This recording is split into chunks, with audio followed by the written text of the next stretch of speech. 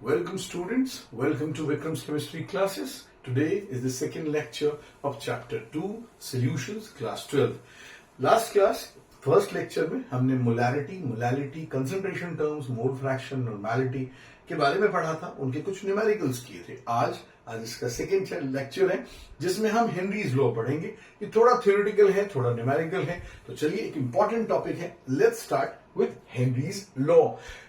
चीजें जैसे मैंने पहले भी कहा था, मैं आंसर समझाऊंगा, ये लिखे हुए भी हैं, आप अपना आराम से नोट भी बना सकते हैं, और उसके बाद मैं कुछ न्यूमेरिकल्स भी कर बताऊंगा आपको। तो चलिए चलते हैं आगे, और हम बात करने जा रहे हैं आज हेनरीज लॉ के बारे में। सबसे पहली बात, हेनरीज लॉ क्या है? To understand Henry's law, I am going to take an example to make you understand this in a simpler way. Now take an example, जैसे मैं आपसे पूछूं कि क्या अभी कभी आपने कोक की बोतल खरीदी है? आप बोलेंगे हाँ सर, कोक की बोतल हम सब ने खरीदी है। Coke in the sense carbonated drink, water जो कार्बन डाइऑक्साइड जिसमें डाला रहता है, वो कोई भी कोक की बोतल हो सकती है। अब आप कोक की बोतल लेते हैं and what do you observe? आप क्या ऑब्जर्व करते हैं? बोतल बहुत हार्ड है, वो बिल्कुल दबता नहीं तब तक जब तक कि, तो वो बहुत हार्ड है, राइट? दूसरी चीज जो ऑब्जर्व करी है आपने, उसमें से बबल्स को बाहर निकलते तो नहीं देख पा रहे आप, राइट? तो इसका मतलब क्या है? दो बातें इसमें साफ है। पहली बात, वो इतना हार्ड इसलिए है क्योंकि उसके ऊपर एक एक्सटर्नल प्रेशर से इतना ज्यादा प्रेशर उस पर एग्जर्ट किया गया है कि उसमें डिसॉल्व कार्बन डाइऑक्साइड बड़ी आसानी से सॉल्युबल है। फिर से रिपीट करूंगा मैं, at a very high pressure डालने की वजह से जो कार्बन डाइऑक्साइड उसमें डाला गया है वो बहुत ज्यादा सॉल्युबल हो गया है। यानी एग्जैक्टली यही बात हेनरी भी कहते हैं। हेनरी ने कहा था the solubility of gases in liquid. और एक बात मैं फिर से रिपीट करूं, ये जो हेनरीज लॉ है ये सिर्फ solubility of gases in liquid की बात करता है। आप इसे दूसरे सॉलिड्स को लिक्विड को गैस में अप्लाई नहीं कर रहे हैं, ये सिर्फ गैसेस इन लिक्विड की बात करेगा। तो हेनरीज लॉ कहता है कि it states that the solubility of gases in liquid is directly proportional to the amount of pressure exerted on a liquid surface। यानी लिक्विड के ऊपर आप जितना ज्यादा प्रेशर एक्सर्ट करते हैं उतनी ज्यादा ही सॉल्युबिलिटी होती है गैसेस की लिक्विड के अंदर। ये लिखा हुआ। अब अगर फॉर्मूले को देखेंगे तो जैसे मैंने कहा कि pressure is directly proportional to the amount of pressure. तो डायरेक्टली प्रोपोर्शनल टू, मैंने क्या कहा, जो solubility of gases in liquid is directly proportional to the partial pressure exerted on liquid surface. भाई gases in liquid and gas is a solute, right? जैसे मैंने पिछली class में भी यूज किया था, A was for solvent, B is for solute. मैं यहां भी यूज करूंगा। मैंने पहले बताया है 1 you can use for solvent, b 2 you can use for solute, but यहां मैं ए बी यूज कर रहा हूं। तो काई बी is directly proportional, यानी gases, the mole fraction of gas in liquid will be directly proportional to what? The pressure. And then it is equal to KH into chi b, right? Now the point is, obviously, KH is Henry's constant. Now Henry's constant is not a universal constant. It changes according to based on temperature. So it is a temperature dependent thing which changes based on temperature. As well as, not only that, तो Henrys constant ये universal constant नहीं है, अलग अलग solvents के लिए अलग अलग होगा, अलग अलग गैसेस के लिए अलग अलग होगा। और इसी तरह से हेनरीज कांस्टेंट जो है वो यूनिवर्सल नहीं है, इसकी कोई वैल्यू नहीं होती। तो P equal to KH into chi B, this is the formula for Henry's law.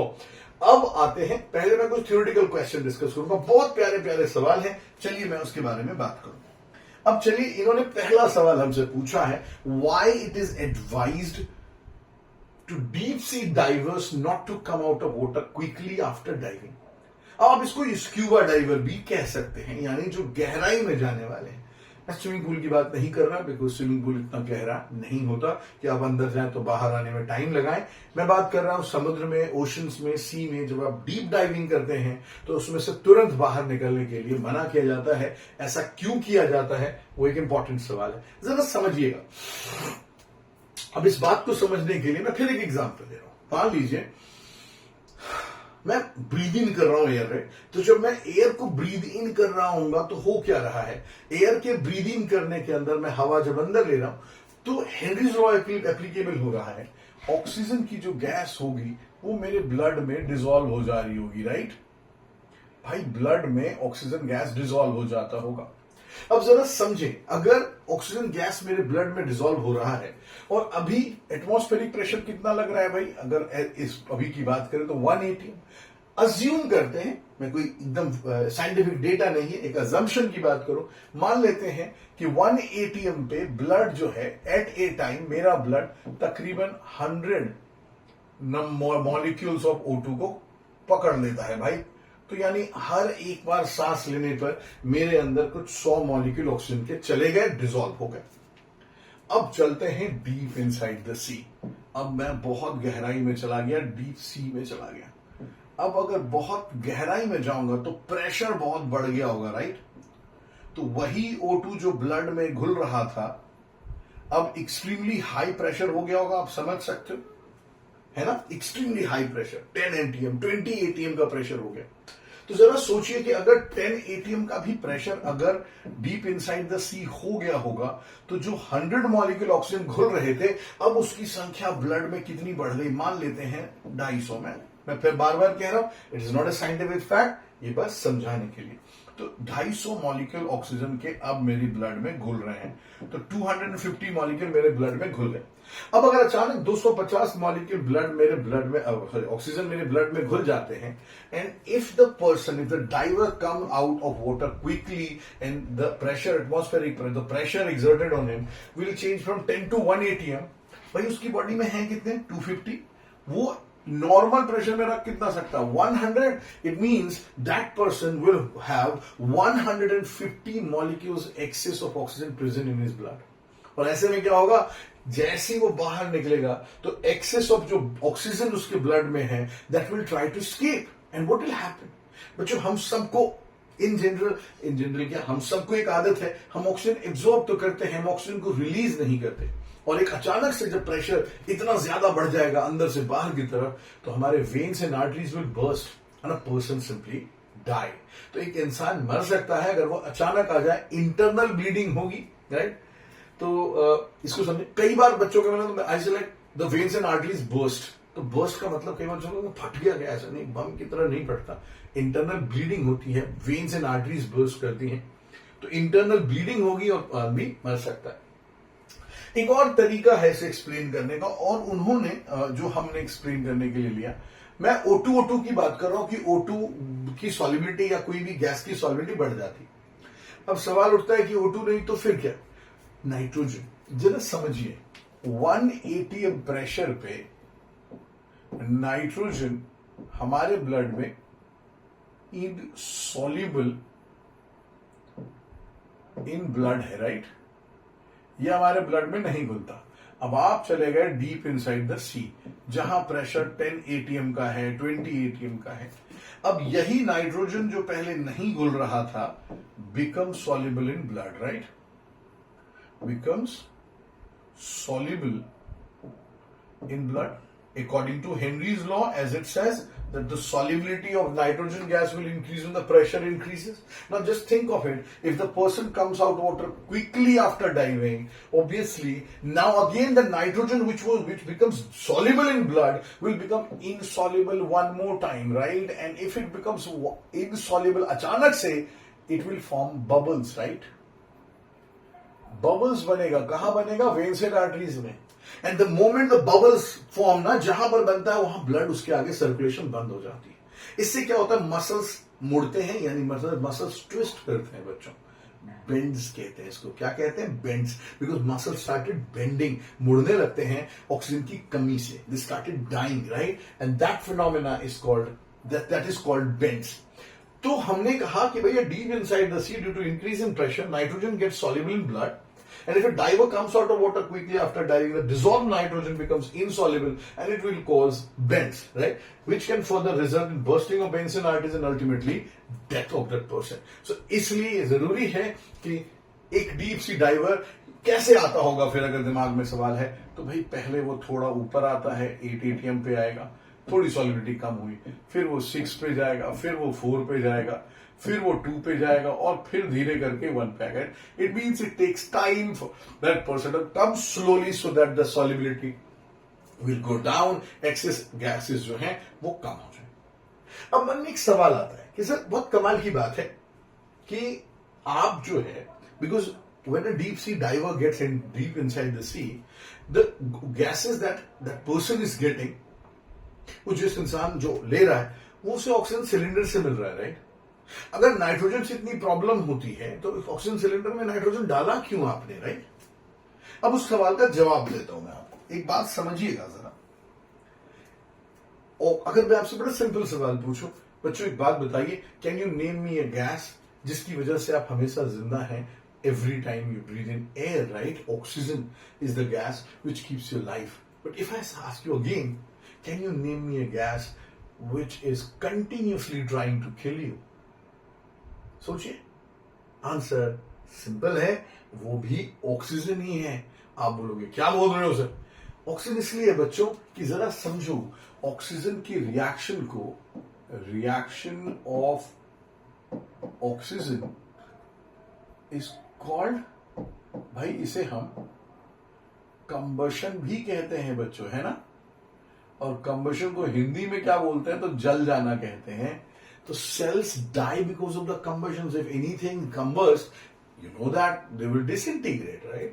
तो यानी ऑक्सीजन मिलना भी हमारे लिए, लेकिन हाँ, हम फूड खाना खा रहे हो आप, तो ऑक्सीजन की मदद से उससे एनर्जी मिलती है। वो एनर्जी इतनी सफिशिएंट होनी चाहिए कि उससे जो सेल डिवीजन हो वो इतनी ज्यादा हो जाए कि कंबशन होने वाले सेल से ज्यादा, अगर आप ज्यादा सेल्स प्रोड्यूस कर रहे हो तो ग्रोइंग फेज में है, राइट? तो कंबशन होता है, इसलिए oxygen is the gas which is good for us but can be harmful if it taken in excess of amount. तो ज्यादा अमाउंट लेने पर हमें प्रॉब्लम हो सकती है, इसलिए ऑक्सीजन का कंटेंट भी कंट्रोल करना पड़ता है। हम एक्सेस ऑक्सीजन अपने अंदर नहीं ले सकते, इट कैन, इससे प्रॉब्लम्स क्रिएट होती है। इसलिए तो चलिए अब दूसरे सवाल पे चलते हैं। बड़ा सिंपल सवाल पूछा है, in which type of water, that is warm water or cold water, a fish can survive better in, right? A fish can survive better in warm water or close water. That's a question that they're asking, ठीक है? तो एक बहुत simple सवाल पूछा जा रहा है कि warm water और cold water में किस में आप फिश सर्वाइव कर सकता है बेटर, राइट? तो चलिए देखें। तो fish can survive better in warm water और cold water, चलिए उसके बारे में बात करें।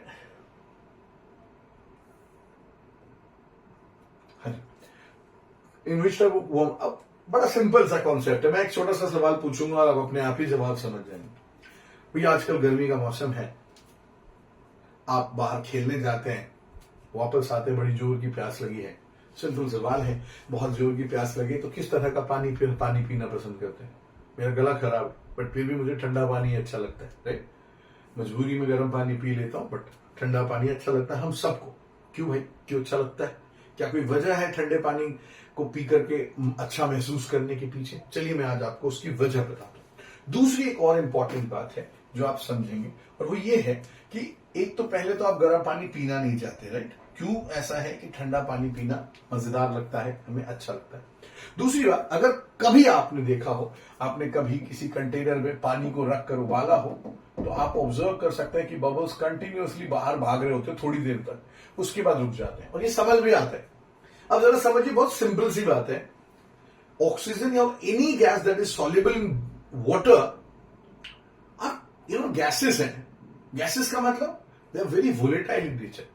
वोलेटाइल का मतलब होता है which can leave it surface. Volatile का मतलब क्या होता है बच्चों, मैं बता दूं तो वोलेटाइल का मतलब होता है जो रुकना नहीं चाहता, थोड़ी सी एनर्जी मिलने पर भाग जाने की कोशिश करता है, उड़ जाने की कोशिश करता है, उसे वोलेटाइल कहते हैं। तो gases are highly volatile in nature. The moment you increase the small amount of, even small amount of change in energy or kinetic energy बढ़ जाएगी गैसेस की, and they will leave the surface, right? And this is how the solubility, it means when you heat up a solvent, the dissolved gases simply escapes, and if they escapes, obviously the solubility of gases goes down. So obvious बात है, और यही बात भी होती है, ठंडे पानी में डिजोल्व गैसेस होते हैं जिसमें कुछ ऑक्सीजन भी होता है, आपको पीकर थोड़ा मजा आता है बिकॉज आप सिर्फ पानी नहीं, आपको थोड़ा ऑक्सीजन भी मिल रहा है, लेकिन गर्म पानी में ऑक्सीजन नहीं होता और इसलिए उतना मजा नहीं देता। तो ये साइंटिफिक चीज है, ऐसी नहीं। तो चलिए यहां पर एक दूसरी बात जो इन्होंने बताई है, बड़ी अच्छी बात है, तरीका है कि भैया जो गैस है और प्लस लिक्विड या सॉल्वेंट है, अगर मेरा कोई, लेट्स कॉल इट सॉल्वेंट, मैं इसे सॉल्वेंट ले लेता हूं, बेटर आइडिया है कि मैं इसे सॉल्वेंट ले लूं। तो अगर मैंने एक सॉल्वेंट लिया तो इसने कहा कि सॉल्यूशन तो बनेगा मगर ये हमेशा एक एक्सोथर्मिक रिएक्शन होगी, यानी एनर्जी रिलीज होती है। यानी solubility of gases in a liquid और in a solvent is an exothermic phenomena. And आपको पता है ना, if I increase temperature any more, the reaction will move in a backward direction, यानी मेरे टेम्परेचर बढ़ाने पर रिएक्शन बैकवर्ड डायरेक्शन जाएगा, and you can understand the solubility of gas will go down in the liquid, right? And if it goes down, solubility कम हो गई, यानी warm water में डिसॉल्व गैसेस की मात्रा कम होती है। तो मछलियों के रहने में बेहतर कौन होगा? A fish can survive in that water which has more amount of dissolved gases into it, and since warm water has less amount of dissolved gases, therefore they are obviously fish can survive better in a cold water. And remember, I'm not talking about hot or a chilled water. I'm not talking about water which is very hot, बहुत high temperature, very low temperature. No, I'm not talking about that. Warm means little more than normal. Cold means little lesser than normal. So that's hot and cold. Third question to us is, why is helium mixed in oxygen cylinder used by the deep sea diver? अच्छा, एक बड़ी interesting चीज भी है, मैं आपको बताऊं तो कई बार बच्चे बोलते सर हीलियम बहुत हल्का होता है, ठीक, वोंट यू नो लाइक ये आपको तैरने में मदद करेगा तो अंदर जाने में कितनी परेशानी होगी। सोचो वो हल्का है, बेचारा जा ही नहीं पा रहा। ऐसा नहीं होता। हीलियम क्या है? हीलियम एक इनर्ट गैस है, and the least reactive element in nature. Least reactive यानी उसके साथ कुछ करना है करो, वो भैया रिएक्ट तो नहीं कर रहा। और ये कमाल है। और कमाल ये है कि helium being an inert gas is insoluble in blood even at an very very high pressure. जितना प्रेशर मन करे डाल दो, हीलियम घुलता ही नहीं।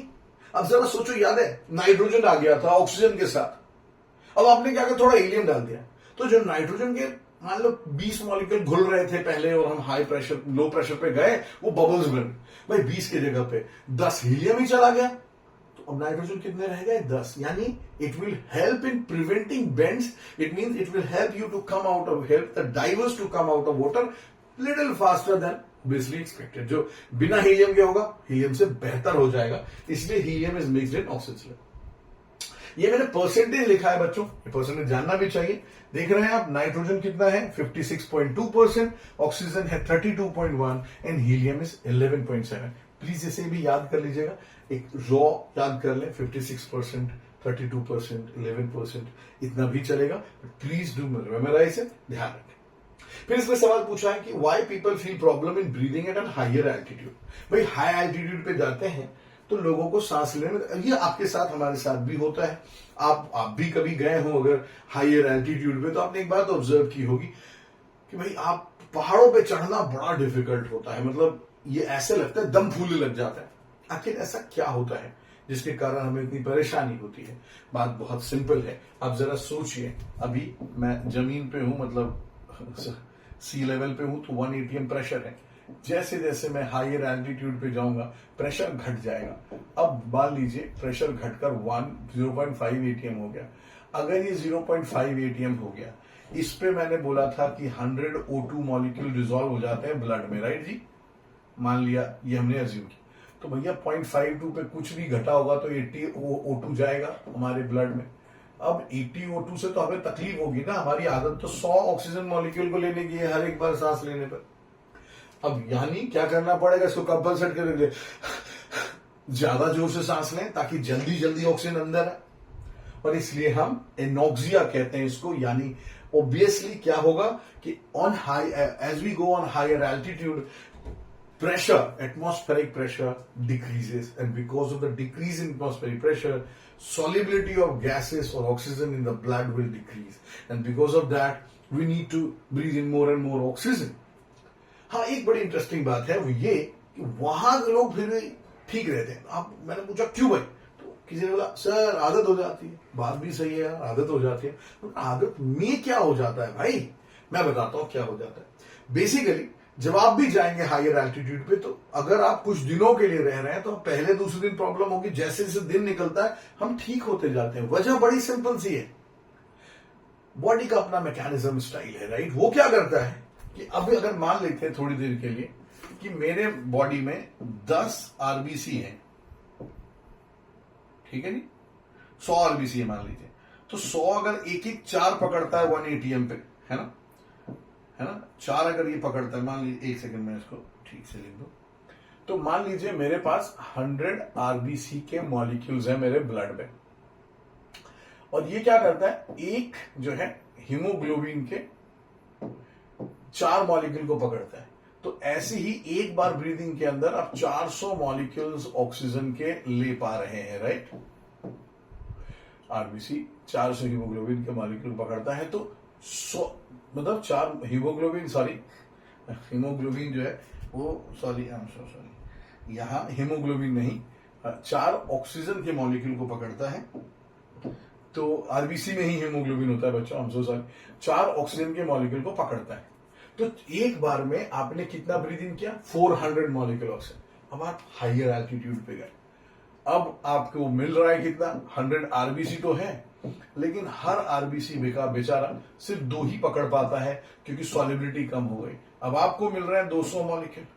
भाई आपकी तकलीफ तो बढ़ी गई है, क्योंकि आपको सांस लेने में तकलीफ होगी, जितनी ऑक्सीजन चाहिए उसकी आधी मिल रही। तो आपकी बॉडी ने एक उपाय किया, बोला एक काम करते हैं, भैया ऑक्सीजन तो इतनी मिलेगा, प्रेशर इतना ही है भाई, इतने में इतना ही मिलता। तो इसने बोला एक काम कर, इस आरबीसी की संख्या को 200 बना दे। अब 200 को 2 भी मिल जाए तो भी आपकी कमी पूरी हो जाती है, राइट। और यही मैकेनिज्म है बेटा, यही मैकेनिज्म है, हमारी बॉडी में आरबीसी का काउंट इंक्रीज हो जाता है, जिससे कि हम फिर से नॉर्मल ब्रीथ कर पाते हैं वहां पर। और यही कहानी है। तो खैर, people feel problem in breathing at higher altitude because of the decrease in atmospheric pressure. Solubility of gases in the blood decreases. Because of that, obviously, people feel problem in breathing. ये थे कुछ theoretical question बच्चों, अभी चलेंगे कुछ numerical में। यहां पर ये पहला है, ये एनसीईआरटी का न्यूमेरिकल है, आप पढ़ेंगे तो पता चलेगा। इस क्वेश्चन को देखिए, तो आप इसको पढ़े क्वेश्चन को। इन्होंने कहा है, if N2 gas is bubbled through water at a temperature of 293 Kelvin, how many millimoles of nitrogen?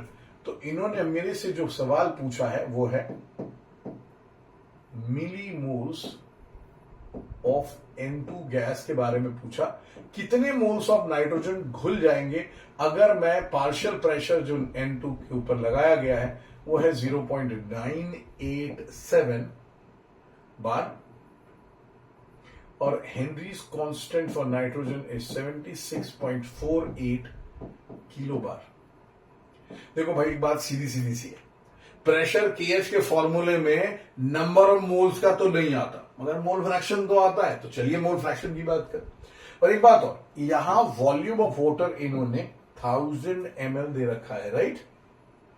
1 litre पानी है, और क्योंकि डेंसिटी जो है वो 1 ग्राम पर ml होती है, मैंने पहले पिछली लेक्चर में बताया था आपको, पानी को आप लेंगे तो वेट ऑफ वाटर जो है सॉल्वेंट वो दिया हुआ है हमें 1000, और इसके चलते number of moles of solvent पता है हमें 1000/18 जो कि होता है 55.5 मोल, है ना जी।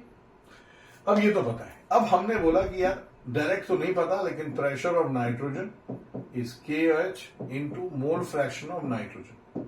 इससे मोल फ्रैक्शन ऑफ नाइट्रोजन मिल गया, and that comes out to be pressure of 0.987 by 76.48।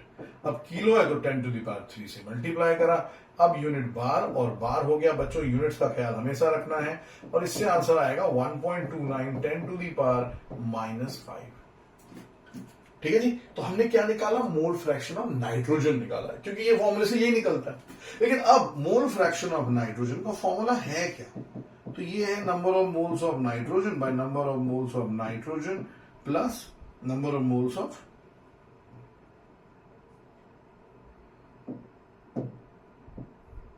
Nitrogen plus number of moles of water, right जी। और क्योंकि मोल, आपको याद है मैंने क्या कहा था पिछले लेक्चर में, मैंने बताया था कि if mole fraction is less than 0.05 you can neglect NB, Na plus NB में NB को नेग्लेक्ट कर Na लिख सकते।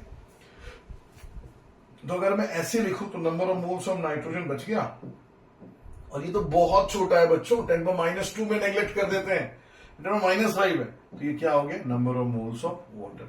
और number of moles of water ये रहा, तो भाई आपको नहीं लगता कि number of moles of nitrogen मिल गया आपको, and that will be mole fraction, that is 1.29 10 to the power -5 into पानी का मोल 55.5, और इससे आपका आंसर आ गया, ये मोल में आ गया आपके पास, और ये हो गया आपके पास 7.16 10 to the power -4 मोल। अब मिली मोल की बात करें बच्चों, तो 1000 से मल्टीप्लाई कर दीजिए, 7.16 10 to the power -4 into 10 to the power 3.716, ये हो गया हमारा आंसर।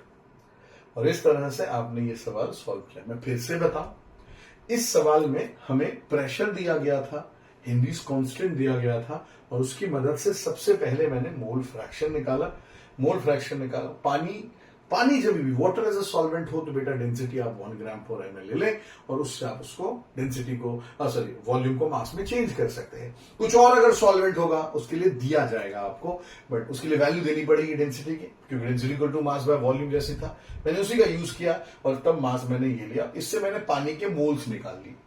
फिर बेटा अगर आप इसको नेग्लेक्ट नहीं करेंगे तो भी न्यूमेरिकल बनेगा, आप समझते हैं एक ही अननोन है मेरे पास, बट कर सकते हैं इसलिए मैंने किया, और हमारे पास ये आंसर बनकर तैयार हो गया। आई होप आप इसे समझ गए होंगे। मैं इसे यहां से हटा रहा हूं बच्चों, सब होता है यहां पर, मैं जानबूझ करके नोट्स इस तरह बना के रखता हूं। अब ये दूसरा सवाल, H2S is a toxic rotten egg-like smell is used for qualitative analysis. If the solubility, अब जैसी हमारे दिमाग में solubility of H2S at STP is 0.195 molar, calculate Henry law constant, ठीक है, KH बोला। सॉल्युबिलिटी का नाम सुनते ही दिमाग में सॉल्युबिलिटी मतलब क्या दिया यार, ये क्या है? तो ध्यान से देखो, यूनिट लिखा है इन्होंने, यूनिट लिखा है 0.195 मोलर, राइट, यानी मोल पर केजी। बच्चों मैंने आपको इसके 2-3 तरीके बताए थे सॉल्व करने के, मोलालिटी से कैसे मोल फ्रैक्शन निकालते हैं, या तो डायरेक्टली जो फॉर्मूला मैंने बताया है, और वो फॉर्मूला क्या है, मोलालिटी इक्वल्स टू काई बी बाई काई ए इंटू 1000 बाई MA, और क्योंकि पानी है तो MA आपको पता है क्या है भाई, MA है 18 ग्राम्स पर मोल। तो या तो आप ये फॉर्मूला यूज कर लें बेटा, और काई की जगह पे क्या ले लीजिएगा, 1 माइनस काई बी, तो वेरिएबल एक ही बचेगा, मोलालिटी दी हुई 1000 MA पता ही है आपको, 55.5 हो जाएगा, ये तो निकल जाएगा। लेकिन एक दूसरा तरीका क्या बताया था कि भाई अगर मोलालिटी है तो क्या मैं इसे ले सकता हूं कि number of moles of H2S यानी सल्यूट इज 0.195, और number of moles of solvent यानी वाटर, इसका इंटरप्रिटेशन क्या है, इतने moles of H2S in 1 kg पानी, तो पानी कितना, 1 kg, 1 kg बाय 18, तो नंबर ऑफ मोल्स पता है। अब बात इसके बाद सिंपल है कि आप चाहें तो मोल फ्रैक्शन बड़ी आसानी से निकाल सकते हैं। तो मोलालिटी से मोल फ्रैक्शन निकाल लिया आपने, मोलालिटी से मोल फ्रैक्शन निकाला तो number of moles of H2S bye number of moles of H2S plus number of moles of water. अब आपको क्या निकालना है, काई भी, भाई 0.195 बहुत छोटी वैल्यू है 55 के सामने, so we can neglect it. Again the value would be 0.195 by 55.5, right, या ऐड कर दें आपको मैंने, तो काई भी निकल आया, और उसके बाद P equal to KH into chi भी। अब सवाल आया सर P तो दिया ही नहीं, ध्यान दो बच्चों, STP लिखा है, STP यानी स्टैंडर्ड टेम्परेचर प्रेशर, प्रेशर कितना लेना है आपको, 1 ATM, तो ATM पे आप आंसर निकाल सकते हैं। और 1 ATM जो है आप ATM पे निकालें, पैस्कल में निकालना है, तो जैसे तो 1 ATM आप प्रेशर ले लें STP पे, और उस पे आप आंसर निकालेंगे। तो P मालूम है, KH आपको पता है, काई भी पता है, KH आपने निकाला, ठीक है, इसे सॉल्व कर लीजिएगा प्लीज। थर्ड क्वेश्चन जो है ये डेफिनेटली आज के टॉपिक का आखिरी सवाल कम होते हैं, न्यूमेरिकल्स कम होते हैं इसके, मगर हाँ आखिरी सवाल बना रहा हूं, उसके बाद फिर देखिए Henry's law constant for CO2 बेटा, ये पहला सवाल जो मैंने अभी बनाया था ना, nitrogen gas bubbled through water, exactly वैसे ही है, थोड़ा सा उसमें मोल्स पूछा था, इसमें मास पूछा, that is the only difference. अब देखिए क्या है, Henry law constant for CO2 in water is, तो KH दिया हुआ है भाई, कितना दिया हुआ है 1.67 10⁸ pascal. Calculate the quantity of CO2 यानी W ऑफ B निकालना है, कार्बन डाइऑक्साइड का गिवन मास, ठीक है जी। इन 500 ml of water, so 500 ml, और जैसा कि मैंने बता रखा है पहले ही, तो गिवन वेट ऑफ वाटर कितना हो जाएगा 500 ग्राम्स। क्यों हो जाएगा भाई, क्योंकि मैंने पहले भी बताया, मैं फिर बता रहा हूं, density of water is taken as 1 gram पर ml, या अपनी मर्जी से आप ले सकते हैं, तो WA इज 500 ग्राम्स हो जाता है। और soda water packed under a pressure of 2.5 ATM। अब एक और इंटरेस्टिंग बात यह है कि एक जगह जहां पास्कल लिखा, दूसरी जगह ATM, भाई नहीं चलने वाला, तो ATM को पास्कल में कैसे चेंज करते हैं, तो 2.5 इंटू 1.013 10⁵ पास्कल में चेंज हो गया, यूज कर लीजिए इसको। और ये हो गया, फिर तो कुछ बचा नहीं, अब काईबी निकालने की बात है, WB निकालना है, तो काईबी को क्या ले लेंगे आप, NB, Na प्लस NB। भाई NB आपको मालूम है, Na मालूम है आपको, राइट? Na अगर निकालने चले जाते हैं आप, तो Na कितना निकल जाता है भाई, 1000/18 की जगह 500/8। तो NB को NB रखिए, क्योंकि लास्ट में हम इसे वैल्यू लेके सॉल्व करेंगे। मैं यही सजेस्ट करूंगा कि ऐसा कभी हो तो प्लीज इसको तुरंत ब्रेक डाउन ना करें, 27 पॉइंट समथिंग आ जाएगा वैल्यू, तो आप उसको यूज कर लें, तो 55.5 का हाफ हो जाएगा, राइट?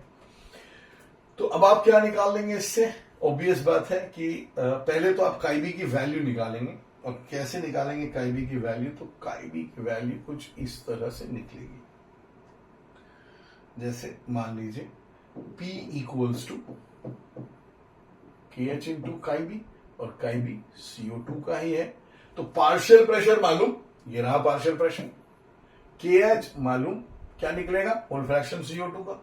अब मोल फ्रैक्शन निकल गया, बचा क्या निकालने को, NB। अब जब आपका NB निकल जाएगा, which is equal to WB/MB, अब इसे सॉल्व कर जब लेंगे, तो फिर लास्ट में क्या पूछा इसने आपसे, WB पूछा है, नंबर ऑफ मोल्स नहीं पूछा।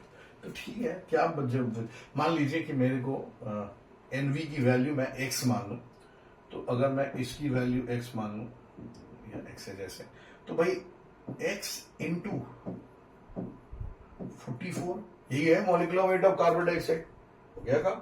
और इस तरह से आप वैल्यूज निकाल सकते हैं।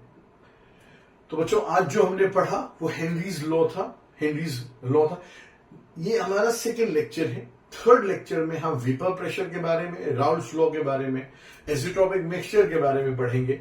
तो बच्चों, यहां जो सॉल्यूशन चैप्टर है वो अलग अलग पार्ट्स में है हमारे पास। पहला पार्ट कंसंट्रेशन टर्म था जो हमने पढ़ा, आज हमने हेनरीज लॉ पढ़ा। अगली क्लास में हम Raoult's law, vapour pressure, Raoult's law, azeotropic mixture तक पढ़ेंगे। उसकी अगली क्लास में कॉलिगेटिव प्रॉपर्टीज, और आखिरी में वैन टॉप फैक्टर। इतने सारे लेक्चरों से बनेगा ये चैप्टर। आई होप आज आपको मेरी बातें समझ आ गई होंगी। आपको बातें समझ आई हैं तो प्लीज लाइक कीजिए, सब्सक्राइब कीजिए और शेयर कीजिए। Thank you.